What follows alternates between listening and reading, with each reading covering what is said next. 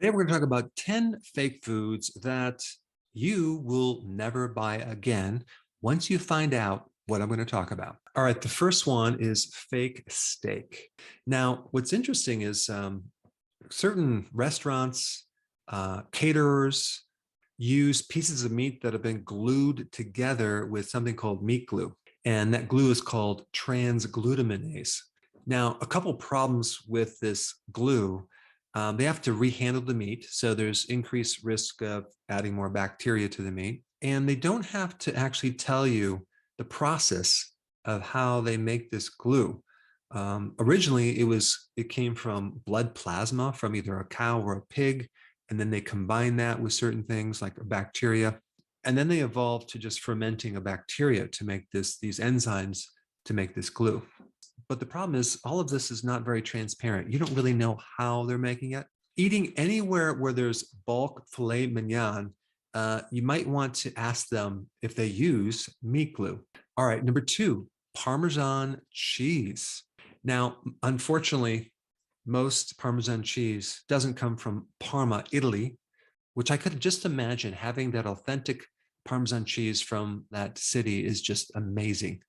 But unfortunately, especially in the US, you're going to get a different version of that cheese that is made with different ingredients. It's usually a mixture of cheap cheeses like cheddar cheese or powdered mozzarella cheese with added cellulose and a mold inhibitor. And what's even worse is the FDA makes it legal to sell this fake Parmesan cheese. And that is because the cellulose is from natural sources. It's from wood pulp, is between 4 to 20%. So that's like 1/5 of the product is wood. So it's definitely a way for companies to make more money with cheaper ingredients. All right, next one is crab sticks, okay? They called it the hot dog of the sea. And I'm talking about imitation crab. Another name for that is surimi. And they take like random fish flesh or fish leftovers. And of course, they add some starch, whether it's from potato, wheat, corn, tapioca, and they mix that in there as well with some MSG to add as a flavor enhancer. And then they have to add crab flavoring because it doesn't taste like crab. And then some protein, but that protein is either an egg white protein, soy protein, and they put some sugar in it, sorbitol, and some soy oil or other vegetable oils. But then we'll just sprinkle a little sodium benzoate as a preservative to make it last longer. And of course, they have coloring to make it look like crab. But the next time you see imitation crab, now you know how they make it. All right, next one on the list is fake tuna. And I'm talking like the pre-cooked canned tuna or even packaged tuna. One company that did some investigation into this found that 21% of the companies they found did not contain actual tuna. It was actually mislabeled. So instead of having tuna, they had some other fish called escula. Escula is known as butterfish or oilfish, and it was banned in Japan from 1977 because they said it was too toxic. And they even have a name for it. It's called X-lax fish because of the side effect, diarrhea or anal leakage. So if you see your tuna like extremely white, like an opaque white, it's not tuna. All right, next one on the list, extra virgin olive oil. And I've done a video just on this topic, but 80% of extra virgin olive oil is not extra virgin. Extra virgin means it's processed very quickly. It's cold pressed. It's a much more high quality process. So you have more antioxidants. And when you consume it, it has a completely different taste and smell. It has a fresh smell and kind of a taste that gives you a little tickle in the back of your throat. And so you know it contains some of the phytonutrients that you need. But it has that fresh grass type taste that is very different than the fake stuff, which is just bland. In fact, I didn't even know what real olive oil tastes like until I went to Italy. But as soon as I found out, now I can identify fake olive oil just by a simple smell test.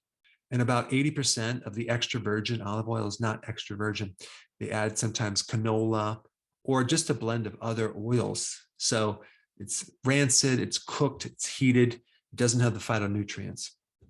All right, next one, it's maple syrup. Much of the maple syrup that you buy is either made from dark brown sugar or refined white sugar with maple syrup flavoring and artificial colorings. And some of it's even made with high fructose corn syrup.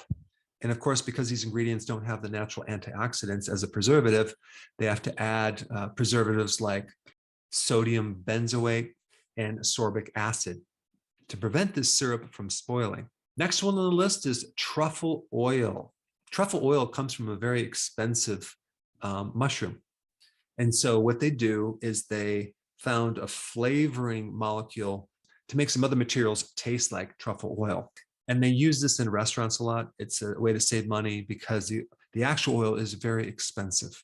All right, next one is the powdered instant coffee. Some of the blended ingredients include cereal, caramel, starch, malt, and figs. In addition, instant coffee has something called acrylamide, a potentially very harmful chemical in instant coffee, a potentially very harmful chemical that's created when the beans are roasted. And instant coffee has more than double the amount as other types of coffee. You know, it can affect the nervous system. It can increase the risk of cancer if you're consuming it on a regular basis. All right, the next one, and I have done a video on this, wasabi, okay? The vast majority of wasabi in the US is simply a mixture of horseradish, hot mustard, and green dye. It doesn't actually come from the wasabi plant, so it is fake. There's been a report that up to 95% of the wasabi sold is not real wasabi, and I'm talking about all over the world, even in Japan. And this is because wasabi is very difficult to grow, and it's extremely expensive. It's like $160 a kilogram. That's at wholesale prices. And when you take fresh wasabi and you pulverize it, you grind it up into a paste, it really only lasts for like 15 minutes. And what I mean by lasting is it basically loses its flavor. But that's not going to happen with horseradish. Horseradish is going to last a lot longer. And the last one is commercial guacamole. Just because it says it's guacamole doesn't even mean it has a lot of avocado in it, unfortunately. These imposters are made with skim milk, vegetable oil, water, emulsified egg yolks, and a slew of gums and gels. And it's even thickened with isolated soy protein. And of course, to make it look green, they add food dye. And so some of this commercial guacamole only has like 2% avocado. Incredible. All right, so the next video I really think you should watch is on olive oil. There's a lot more to know about this, so I put it up right here. Check it out.